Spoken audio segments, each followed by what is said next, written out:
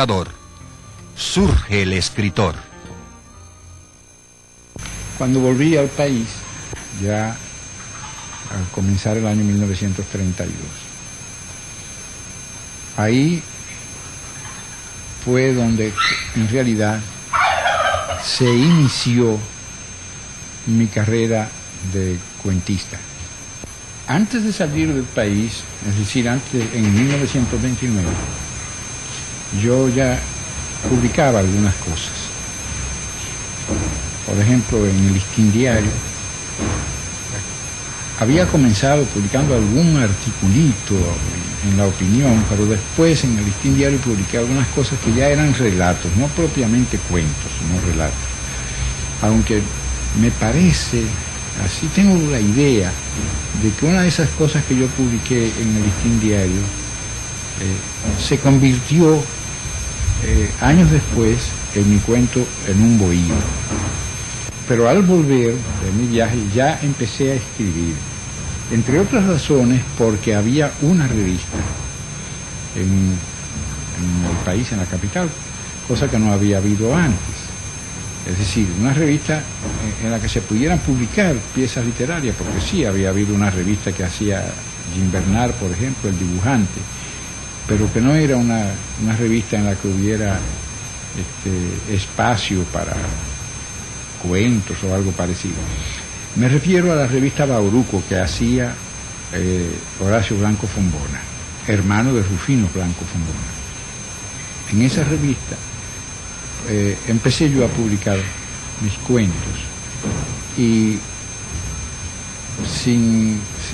de una manera, diríamos así, como natural, se fue formando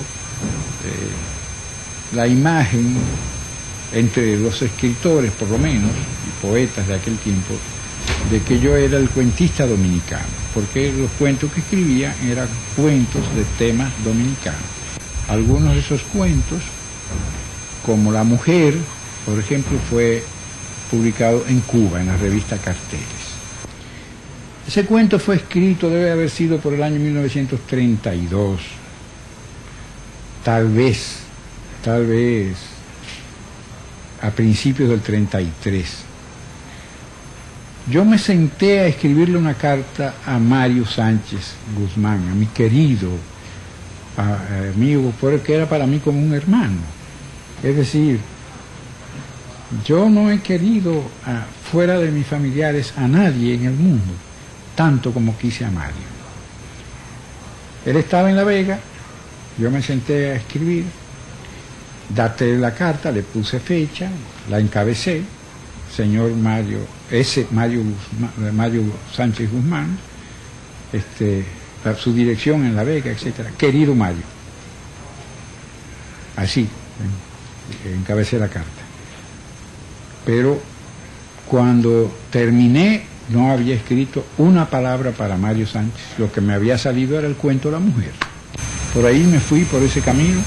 Incluso el primero de mis libros fue Camino Real, un libro de cuentos. Ese libro se editó en La Vega, en la imprenta de Ramón Ramos, un señor que había estado publicando un periódico pequeño, un periódico para la ciudad de La Vega que se llamaba El Progreso.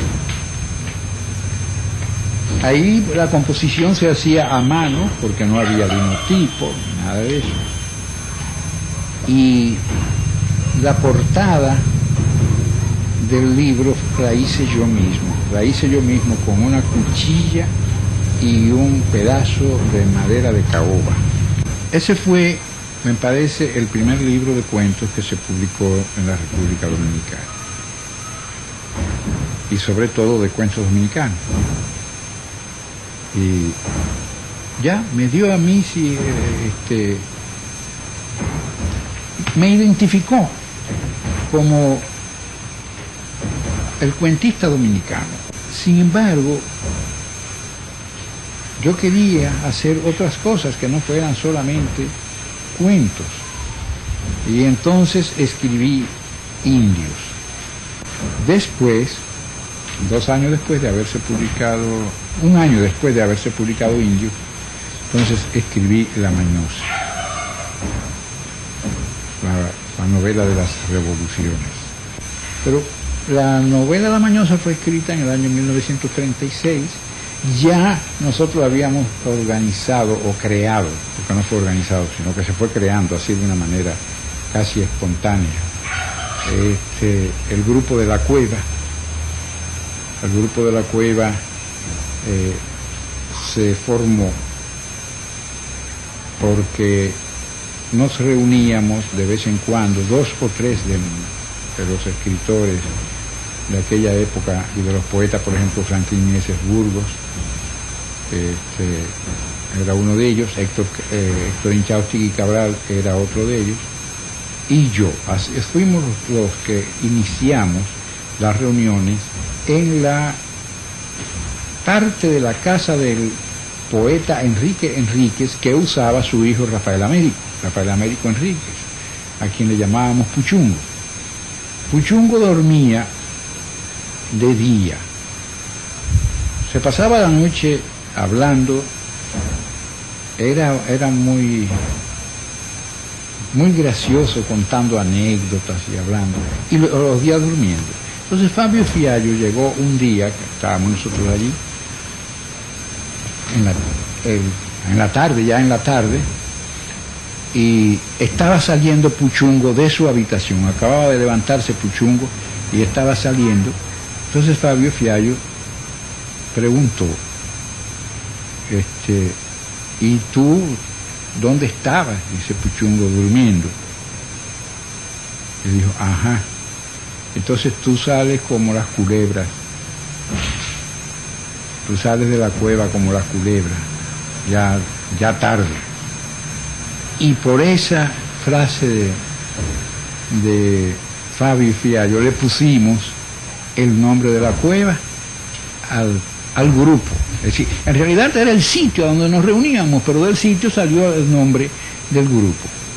Y yo llegué a editar un periódico literario, que yo no sé a dónde habrán ido a parar los ejemplares, se deben haberse publicado 5 o 6 números, lo hacía yo entero, lo escribía yo entero, y lo pagaba yo además, que se llamaba La Cueva. El movimiento postumista, que había comenzado muchos años antes, no llegó nunca a tener la cantidad de adherentes que tuvo La Cueva. La Cueva fue un centro intelectual muy interesante y muy estimulante. Allí se presentaba Manuel del Cabral, Cunito, que era como le decíamos entonces, Ramón Marrero Aristi, iban hasta Andrés Requena, por ejemplo, que después fue muerto en Nueva York por la dictadura de Trujillo, autor de una novela, Los Enemigos de la Tierra, creo que se titula. No salió nada concreto, diríamos, de La Cueva, y excepto ese periódico mensual que hacía yo, pero era estimulante, y sin duda la elaboración de La Mañosa, el deseo de escribir esa novela y el hecho de ponerme a escribirla tuvo su origen en la Cueva. ¿Por qué razón en La Cueva? Porque yo quería darles a los compañeros de La Cueva una impresión de lo que había sido el país en los años en que yo era niño. Bien, pues yo me había casado con una joven llamada Isabel García Aguiar, a quien conocí en el Parque Independencia. El Parque Independencia era el lugar donde los jóvenes pues Iban a oír la retreta, cuando había retreta, y cuando no, a pasear alrededor de la fuente del lago que había allí, de la glorieta. La conocí allí y nos casamos. Estuvimos viviendo al principio en la calle 16 de agosto, pero después de cierto tiempo nos mudamos a la calle Doctor Báez, número 13.